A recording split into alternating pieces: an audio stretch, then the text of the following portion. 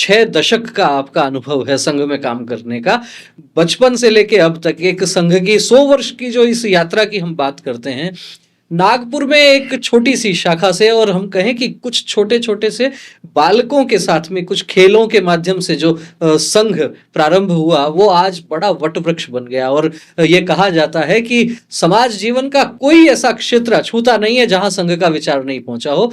चाहे किसानों के क्षेत्र में बात कर रहे हैं, चाहे विद्यार्थियों के क्षेत्र में बात करें, चाहे राजनीतिक क्षेत्र में बात करें, हर एक क्षेत्र में संघ जब जिस तरीके से पहुंचा है, आपने भी स्वयं अनुभव किया होगा पिछले 6 दशकों में तो किस तरीके से।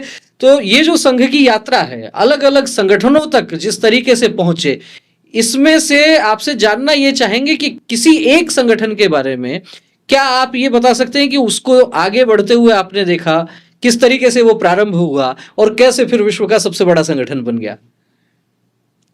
देखिए, आपने जैसे बताया कि नागपुर से एक शाखा प्रारंभ हुई, इस संबंध में मैं कुछ एक दो बातें और आपको बताना चाहता हूँ।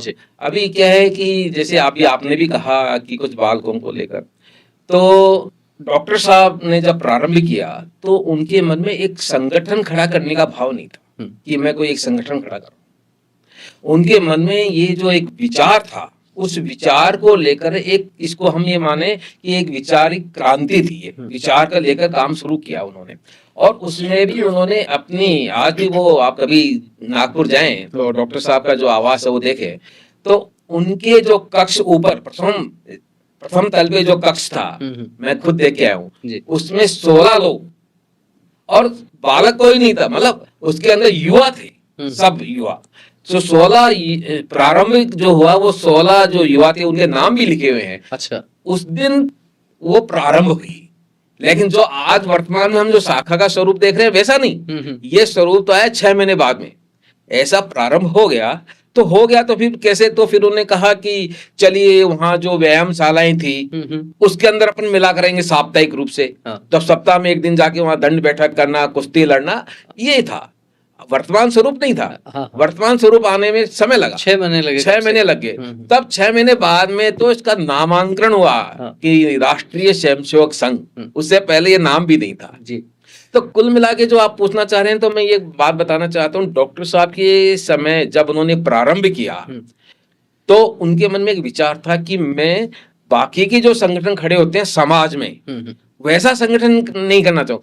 समाज का संगठन, ये समाज में एक संगठन नहीं है, पूरे समाज का संगठन है, अलग से दिखने वाला नहीं हो। हाँ, मतलब समाज ही संगठित हो जाए, समाज ही संगठित हो जाए और समाज व्याप्त हो जाए, तो उसके बाद इसकी आवश्यकता नहीं रहेगी। तो ये मूल विषय जो विचार था उनका ये था। अब इसके अंदर धीरे धीरे जो मैं बताना चाहता हूँ कि प्रारंभ के 25 वर्ष और जो आपने कहा ना प्रसिद्धि से बहुत दूर जी, तो मेरे को इसका बहुत अच्छा अनुभव है क्योंकि मैं पत्रकारों के साथ रहा हूँ। तो 25 वर्ष तक तो केवल संघ का जो ध्यान था वो संगठन को खड़ा करने में था, जो हम कहते हैं कि व्यक्ति निर्माण जी। तो केवल व्यक्ति निर्माण करना, कहीं बाएं दाएं देखना नहीं। 1925 से 1950 तक कालखंड आप यदि आप इस पे चिंतन करेंगे, कुछ लोगों ने इसकी रिसर्च किया है, तो आप भी इस पे अध्ययन करेंगे तो आप पाएंगे 1950 तक कोई जो हम आज संघ परिवार बोलते हैं, विविध संगठन बोलते हैं, कोई नहीं था, केवल राष्ट्रीय स्वयंसेवक संघ था। और व्यक्ति निर्माण ये प्रमुख उद्देश्य था। हाँ, ये जरूर है कि डॉक्टर साहब का जब 1940 में देहांत था, उस समय तक एक लघु भारत उनके सामने आ गया था।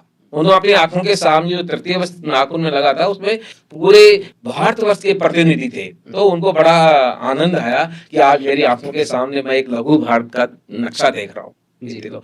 तो वो 1950 तक केवल और केवल व्यक्ति निर्माण का काम चलता रहा। लेकिन जैसे डॉक्टर साहब भी कहते थे कि ग्रामीण क्षेत्र में तो केवल 1% और शहरी क्षेत्र में 2%, इतने ही लोग शाखाओं में आएंगे। ये मतलब उनकी कल्पना उस समय भी यही थी, ये नहीं था कि पूरा समाज हिंदू समाज है वो आ जाएगा। तो इस विचार को लेकर चले। लेकिन 1950 के बाद में आज जो हम कहते हैं, आज हमारे प्रमुख संचालक जी कहते हैं संघ कुछ नहीं करेगा और संघ के स्वयंसेवक कुछ भी नहीं छोड़ेंगे जी। संघ क्या करेगा? संघ केवल व्यक्ति निर्माण करेगा, शाखा लगाएगा, इसके अलावा कोई काम नहीं करेगा। तो आप जब देखते हैं कि 1950 तक कुछ भी नहीं था और जो आपने कहा कोई एक ऐसा संगठन, मैंने उस संगठन में प्रत्यक्ष रूप से काम भी किया है। जब मैं कर्मचारी संगठन में था, महासंघ में, तो भारतीय मजदूर संघ जिसके संस्थापक दत्तोपंत जी ठेंगड़ी जी, बहुत बड़े विचारक, चिंतक, उन्होंने जब प्रारंभ किया तो एक बात उनका जो कोटेशन मुझे आज भी याद आता है, वो कहते हैं कि माउंट एवरेस्ट पर चढ़ने वाला जिसने विजय प्राप्त की, उसका पहला जो कदम है वो तो 1.5 फीट का ही पड़ा। पहला कदम तो 1.5 फीट का ही पड़ेगा, फिर वो चढ़ेगा ऊपर। तो ऐसे ही जब उन्होंने भारतीय मजदूर संघ की स्थापना की, उससे पहले कम्युनिस्टों में रहकर, कांग्रेस के जो ट्रेड यूनियन थी उनमें रहकर ये काम सीखा। और काम सीखने के बाद में भारतीय मजदूर संघ, जिसका ध्येय वाक्य था देश के हित में करेंगे काम, काम के बदलेंगे पूरे दाम। जी, एक तरफ तो नारे उस दौर में लगते थे कि चाहे जो मजबूरी हो हमारी मांगे पूरी हो, लेकिन दत्तोपंत जी ने जो है वो नया विषय दे दिया कि देश के हित में करेंगे काम, काम के लेंगे पूरे दाम। तो बात दोनों तरफ हो गई, मजदूरों के हित की भी बात हो गई और राष्ट्र हित की भी बात हो गई और उद्योगपति के हित की भी बात हो गई। जी, क्योंकि उनको ये पता था कि यदि उद्योग से लाभ में नहीं चलेगा तो वो कभी भी श्रमिकों का हित नहीं कर पाएगा।